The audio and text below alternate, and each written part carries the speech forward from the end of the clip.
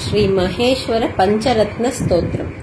प्रातः स्मरामि परमेश्वर वक्त्रपद्मम्, फालाक्षिकील परिशोषित पञ्चबाणम्, भस्मत्रिपुण्ड्ररचितम् पणिकुण्डलाढ्यम्, कुन्देन्दुचन्दन सुदारसमन्दहासम्। प्रातर्भजामि परमेश्वर बाहुदण्डान्, कट्वाङ्गशूलहरिणा हि पिनाकयुक्तान्, गौरीकपोलकुचरञ्जितपत्ररेखान्, सौवर्णकङ्कणमणिद्युतिभासमानान्।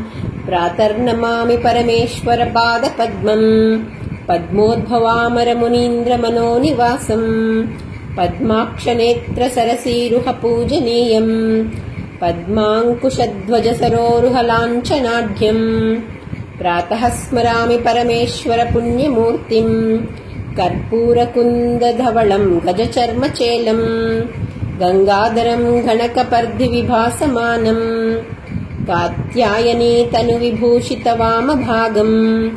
प्रातः स्मरामि परमेश्वर पुण्यनामा, श्रेयःप्रदम् सकलदुःखविनाशहेतुम्, संसारतापशमनम् कलिकल्मषघ्नम्, गोकोटिदानफलदम् स्मरणेन पुंसाम्।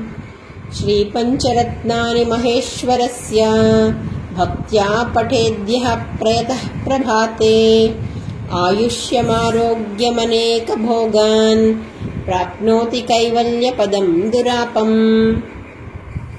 इति श्रीमच्छङ्कराचार्य कृतं महेश्वर पंचरत्न स्तोत्रम्।